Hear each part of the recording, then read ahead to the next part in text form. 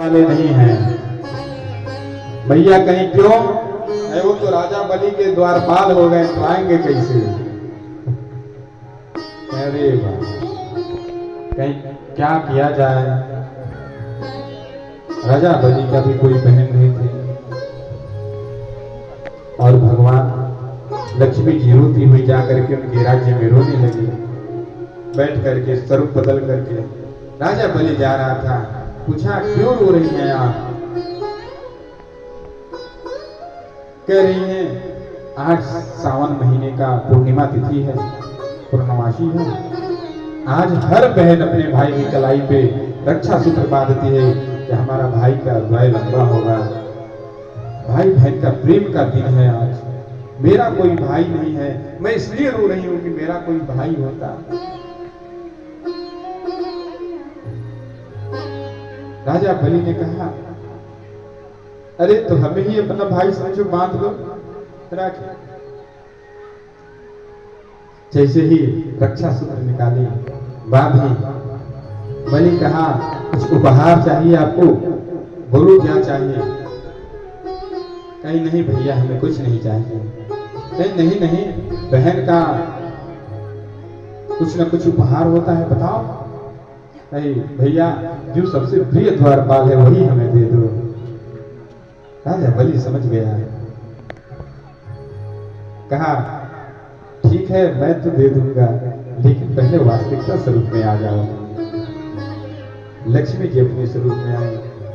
कहीं पति स्वरूप बदल करके छला, पत्नी भी स्वरूप बदल के छल गई। अब लक्ष्मी जी कहीं कि भैया कुछ मांग लो। अरे बहन हमें अब क्या चाहिए? जिसका बहन स्वयं लक्ष्मी है, जिसका बहनोई स्वयं नारायण है, उसे और क्या चाहिए? हमें कुछ नहीं चाहिए। तो से आज तक ये परंपरा चला आ रहा है सनातनियों के लिए, सावन की पूर्णिमा के दिन रक्षा सूत्र बांधना। और पंडित जी आज भी कलाई पे रक्षा सूत्र बांधते तो बोलते हैं दीनबंधु बलि राजा दानवेंद्रो महाबल, बोलते हैं ना। ये हम लोगों की रक्षा के लिए रक्षा सूत्र बांधा जाता है।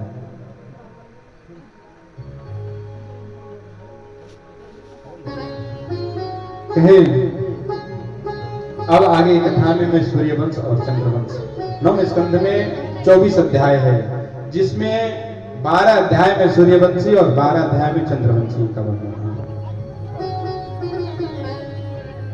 ये भूते भविष्यश्च मृत्ये जीवते जनः पौण्यकृतनं सर्वेषां बलं विक्रमाः।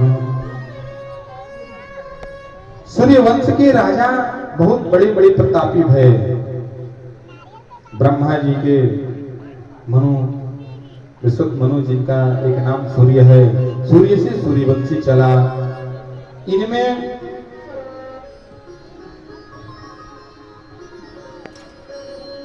राजा अम्बरीश भय जो निर्जला एकादशी करते थे।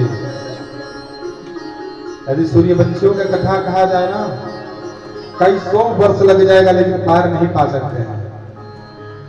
सूर्यवंशी महाराणा प्रताप सिंह है, जो भारत के सपूत कहे गए, वीर कहे गए।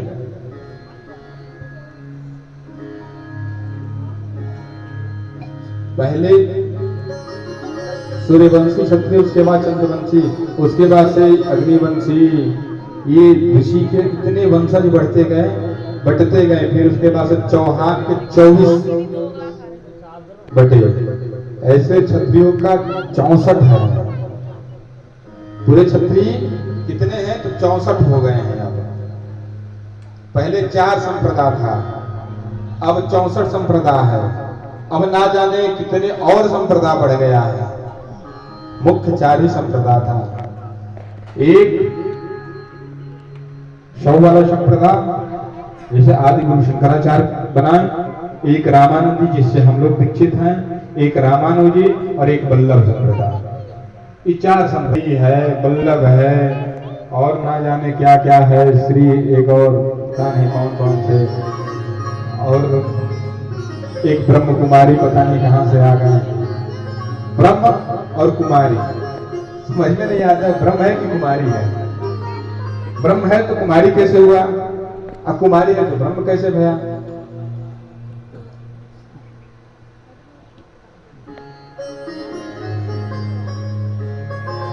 अच्छा, पुरुषों को डबल जनेऊ क्यों पहना जाता है, जोड़ा, विवाह के बाद गृहस्थों को क्यों पहनाया जाता है?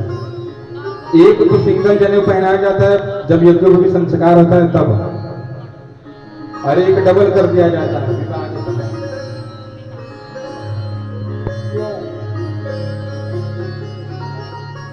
पहले 3 धागा का पहनाया जाता है, फिर उसको 6 धागा को कर दिया जाता है। क्यों?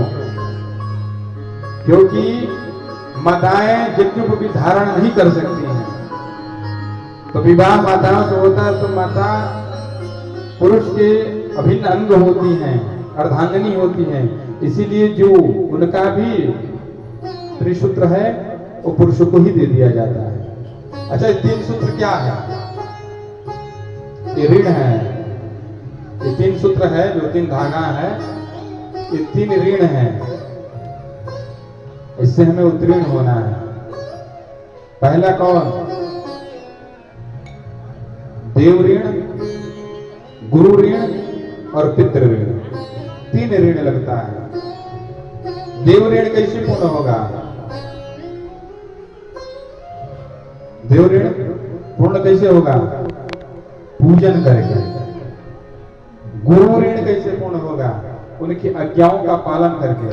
और पितृ ऋण आने वाले वंश को तैयार करके, गृहस्थी को आगे बढ़ा करके, क्योंकि पितृ पे ऋण यही है कि आप उनको उत्पत्ति करें संतान को, कि आने वाले समय में कोई जल देने वाला रहे खानदान में। 2 ऋण तो पूर्ण हो जाता है, तीसरे ऋण में बड़ी तकलीफ होता है। गुरु जी के आज्ञा का पालन करके तो हो जाएगा, भगवान के पूजन करके हो जाएगा, लेकिन संतान उत्पत्ति करना, संतान लायक हो न लायक हो। राजा अमरीश निर्जला एकादशी करते थे, भगवान ठाकुर की सेवा करते थे, राजा होने के बाद भी। देखिए क्षत्रिय परंपरा में कैसे कैसे लोग भय भगत। हम आपकी वृत्ति जगाने के लिए कह रहे हैं, भगत का कोई कष्ट नहीं होता है, लेकिन वृत्ति के लिए बता रहे हैं। देखिएगा, निर्जला राजा होने के बाद भी स्वयं चक्की पीसते थे, ठाकुर के लिए फुलका बनाते थे, ठाकुर को भोग लगाते थे, रोज सरयू जाकर के जल ले आते थे ठाकुर को स्नान कराने के लिए। कोई सेवक नहीं रखे थे, ठाकुर के जो मंदिर बनवाए थे उसमें स्वयं झाड़ू लगाते थे, कोई सेवक नहीं। एक दिन चक्की पीस रहे थे, देखिए खूब अद्भुत सुगंध आ रहा है। जब पलट करके देखे तो पीताम्बरधारी अपने पीताम्बर से हवा कर रहे हैं, चरण में पड़ गए, अपने कहे प्रभु आप उल्टी गंगा क्यों बहा रहे हैं? भगवान कहें आप मेरे लिए राजा होकर के इतना कुछ कर सकते हो, तो मैं क्या आपके लिए हवा भी नहीं कर सकता? भगवान कैसे भक्तवत्सल है ये देखिएगा। भगवान अपने भक्त के पसीना सुखाने के लिए हवा करने लगे, लेकिन इंद्र से सहन नहीं होता है। इंद्र को लगा कि हमारा राजगद्दी छीन लेगा ये, ज्यादा भगवान प्रसन्न होकर तो कहेंगे ले जाओ इंद्र के राजगद्दी ले जाओ। इंद्र ने नारद जी से दुर्वासा ऋषि के पास संदेशा चौंकवाया। दुर्वासा ऋषि से नारद जी कहें आपसे बड़ा भगत तो कोई है, अम्बरीश है, अम्बरीश से बड़ा भगत कोई संसार में ही नहीं है। अब दुर्वासा को भी खटका, अच्छा हमसे बड़ा भगत बन रहा है, देखते हैं कितना बड़ा भगत है। दुर्वासा ऋषि गए, एकादशी दूसरे दिन पारण था, द्वादशी तिथि था, और 6 तिथि द्वादशी तदुपरांत त्रयोदशी तिथि था। जो एकादशी व्रत करता था द्वादशी में ही पारण करना चाहिए, त्रयोदशी में पारण नहीं करना चाहिए।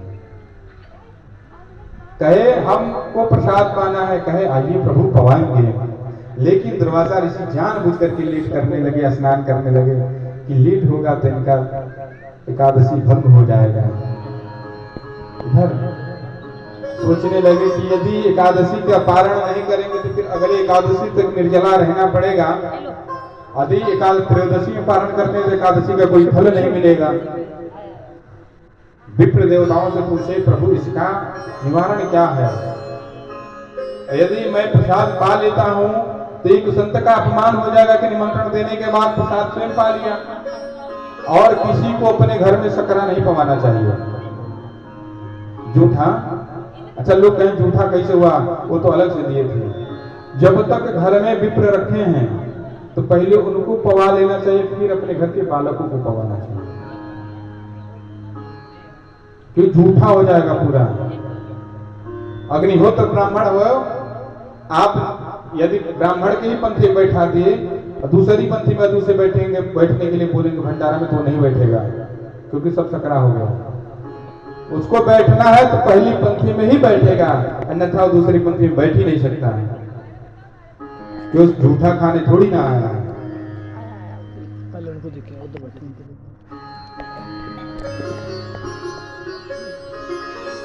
अब देवता, विप्र देवता कहे कि महाराज ठाकुर के चरणामृत ले लेंगे तो ना अन्न खाने का दोष लगेगा और एकादशी का पारण भी हो जाएगा। चरणामृत ले ले रहे।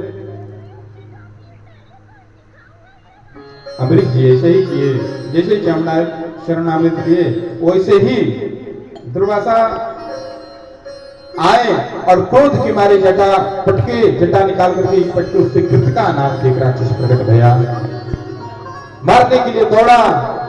भगवान के सुदर्शन चक्र राजा अम्बरीश को रक्षा कर रहा था, वो चक्र चला, कृतिका को समाप्त किया, दुर्वासा को दौड़ाया।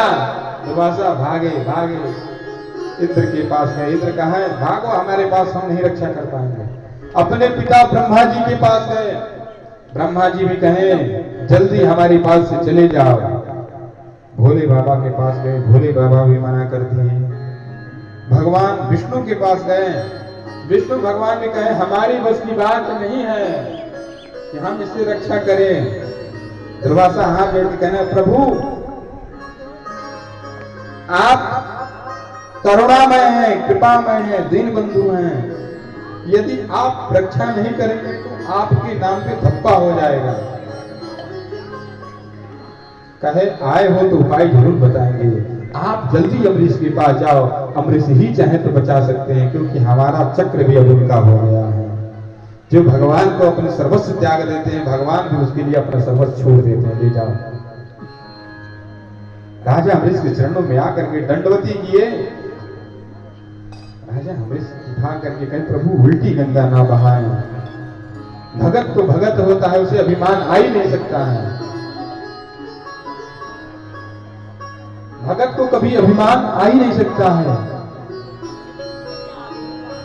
हाय प्रभु पहले प्रसाद पाइए, हमें भी पारण करना है। 1 साल हो गया जल नहीं लिए, नहीं अन्न लिए, कि संत को पवाएंगे तब तक पाएंगे नहीं। 1 साल तक दुर्वासा ऋषि दौड़ते रहे। 1 साल आए, फिर उसी तिथि को प्रसाद में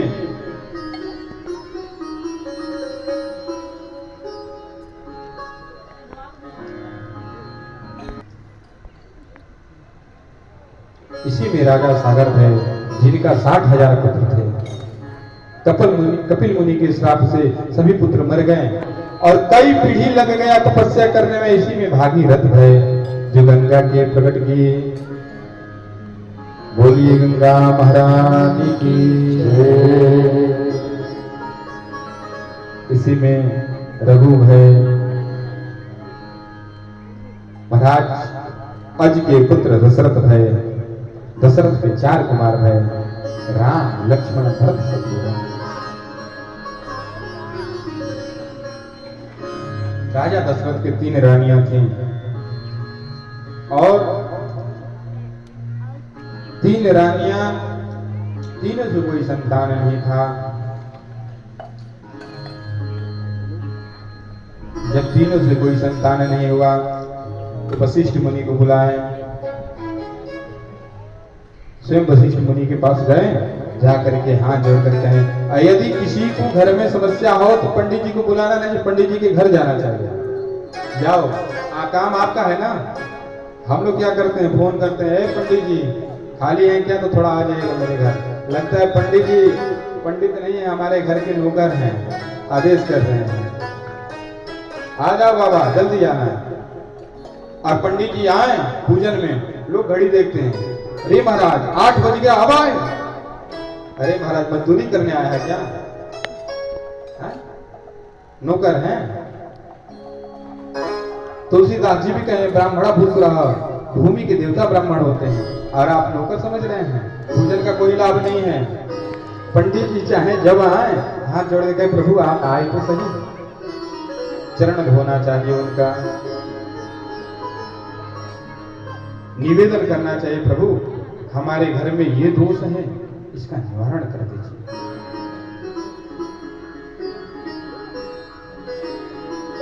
विप्र भी भाव, यदि जहां प्रेम मिलता है वहां विप्र और अद्भुत काम करते हैं। और जहां समय देखने लगा जजमान, वहां पंडित जी भी समय देख देते हैं। चलो जैसे के तैसा, जो जैसा है उसको वैसा ही। कभी पंडित जी को समय नहीं देखना चाहिए, घड़ी नहीं देखना चाहिए। अरे क्या घड़ी देखना है, लेबर मजदूर है तो अपने समय पे आते हैं।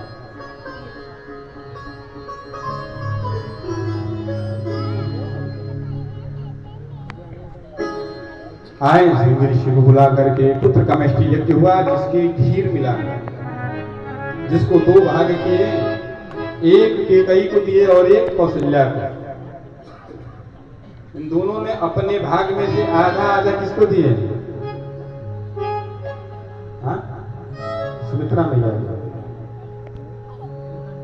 इन दोनों के अलग अलग भाग से, एक शत्रुघ्न जी है, एक लखन जी है। मैया संकल्प कर ली कि जो राम जी के भाग का पुत्र हैं, लखन जी हैं, वो राम जी के सेवा में, और जो पुत्र के भाग के आधे, जो भरत जी के भाग के आधे हैं, शत्रुघ्न लाल जी हैं, शत्रुघ्न जी की सेवा में। नंदी मुख श्राद्ध कराए, नामकरण कराने लगे। पंडित जी आए, स्वस्ति वाचन शुरू कर दिए। हरि ओम स्वस्ति न इंद्रो, मंत्र बोल करके, पूजन करके, नंदी मुख श्राद्ध करके, विप्रों को बुला करके, महात्माओं को बुला करके नामकरण संस्कार हुआ। जो आनंद सिंधु सुख राशि, जो आनंद की राशि है वो कौन है, राम जी हैं। और भरत जी का कैसे नाम रखा, विश्व भरण पोषण कर विश्व भरण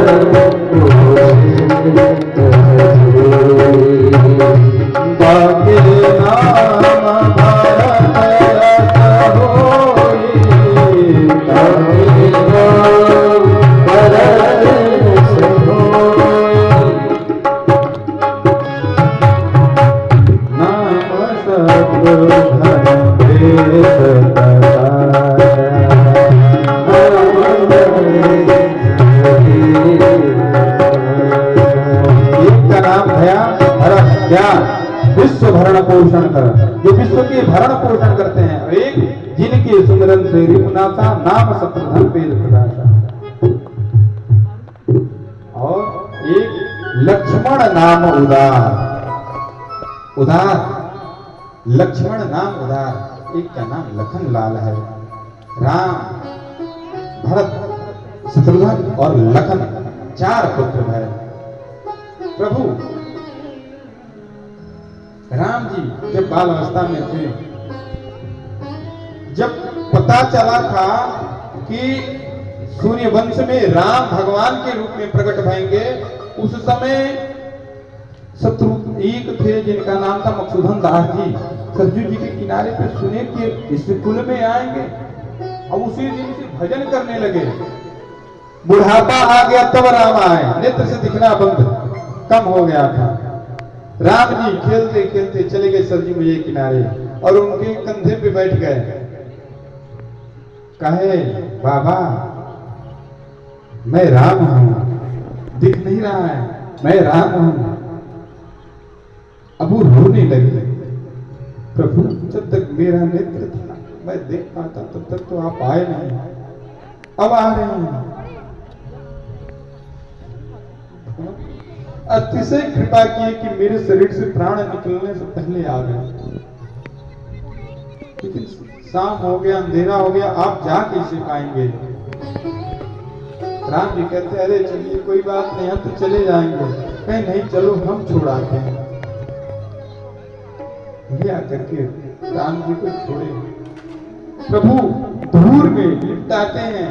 दशरथ जी बुलाते हैं, इतने नटखट राम हैं कि पिता बुलाते हैं आओ प्रसाद पालो, लेकिन भाग जाते हैं। एक बहुत ही मशहूर भजन था, ठुमक चलत रामचंद्र बाजत पैदलिया।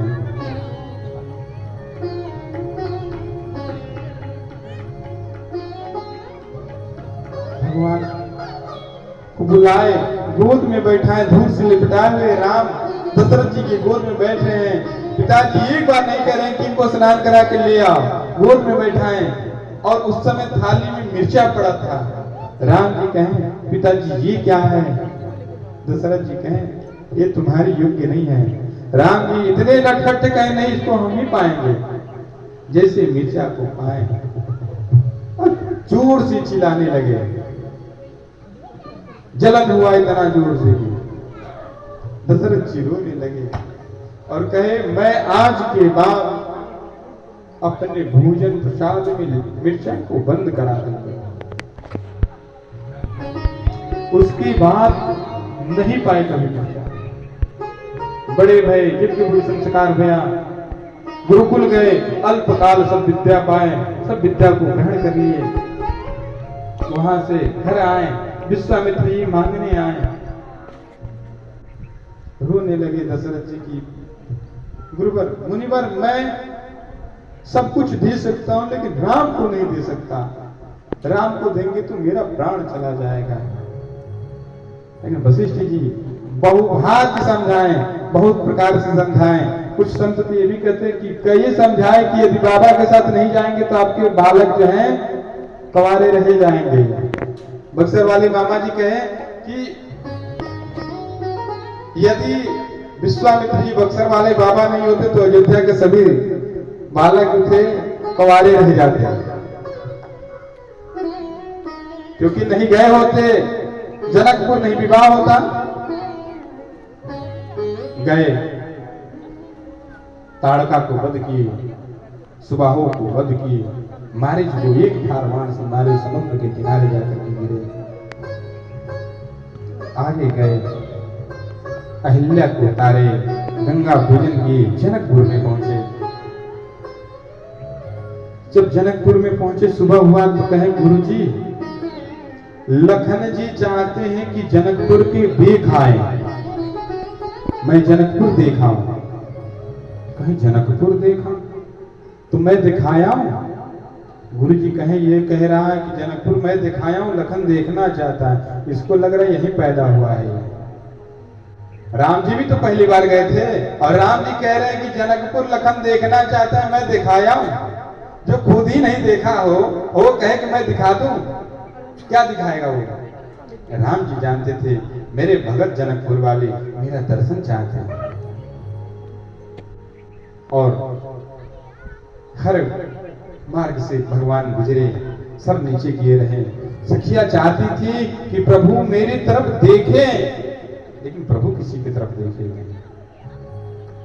ऊपर से फूल गिराने लगे, जैसे प्रभु मुस्कुरा कर देखे सखिया प्रसन्न हो गई। अगले दिन पुष्प तोड़ने के लिए भगवान पुष्प वाटिका में जाते हैं। वही एक सखी आई, प्रभु को देखी और जाकर के जानकी जी से कह रही है,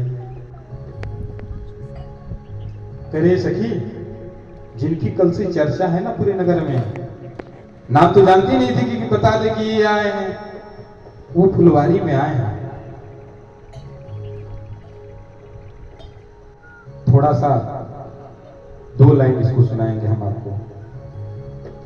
कल से चर्चा है जिनकी नगरिया में, वही आए सखी फुलवरिया, वही आए सखी कल से चर्चा है, कल से चर्चा है नजरिया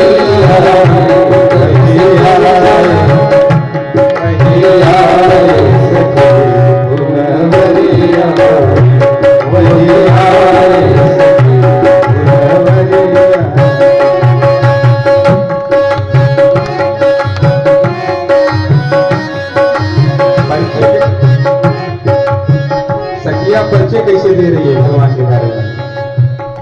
कह रही है एक है सावरा दूजा गोरा बदन, एक है सावरा दूजा गोरा बदन, एक है सावरा दूजा गोरा बदन, एक है सावरा दूजा गोरा बदन, एक दर्जी चुप थकता नहीं नयन, देख कर थकता नहीं नयन, सावरा बस गया है नजरिया में, वही आए सके वही आए सके चर्चा है जिनकी नगरिया, चर्चा है जिनकी नगरिया, वही आए सके फुलवरिया,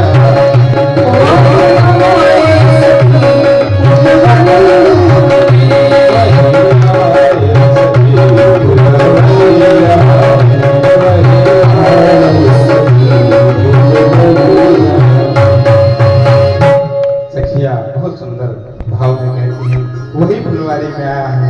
एक सावरा है, एक गोरा है, जिसको देखने के बाद मेरा नैन नहीं थकता, जी करता देखती रहूं। अच्छा, प्रभु को देखकर किसी का नैन थक जाएगा क्या? प्रभु तो क्या सावली सुलभ और वैसे मनमोहक। महात्माओं को देखे होंगे आप लोग, चाहे कितना भी काला हो,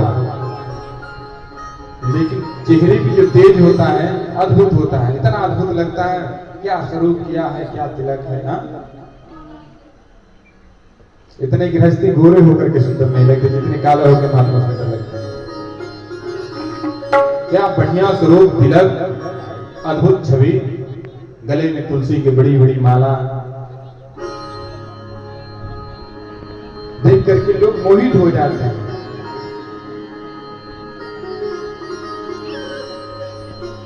भगवान फूल लेकर के आए। जानकी जी अब जाकर के माता से कहे, माँ मुझे वही वर चाहिए। मन जाहि राचम मिलहु सोवर सहज सुंदर सावर, करुणा निधान सुजान शील स्नेह जानत राम, ए भाति गौरी असीस सुनसिय सहित ही हरसित।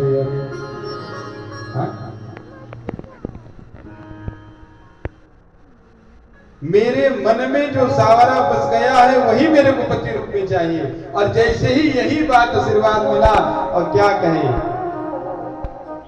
मूर्ति मुस्कुराई है, मूर्ति मुस्कुराई। कहीं कहीं तो ये कहा मूर्ति को हंसना भी इसको असगुन माना जाता है, लेकिन उस समय मूर्ति मुस्कुराई इसलिए मुस्कुराई कि यही लक्ष्मी के रूप में थी। तो कह रही थी, देखो पति पाने के लिए तपस्या कर रही हैं, और आज मेरे से क्यों अपने पति को मांग रही हैं। राम जी का धनुष यज्ञ में गए, सब राजा अपने अपने बल लगाए। तोड़ना तो दूर की बात है, प्रत्यंचा चढ़ा दूर की बात है, हिला नहीं पाए। उसी समय जनक जी अनुचित बात कहे हमें लगता है भूमि वीरों से खाली है। उसी सभा में लखन लाल थे, भौवा फड़कने लगा, ध्वजा फड़कने लगा। कहे यदि गुरुवर आदेश करे, बड़े भैया आदेश करे, तो ये धनुष क्या, मैं इस पूरे भूमंडल को गिंद के भांति उछाल दूंगा।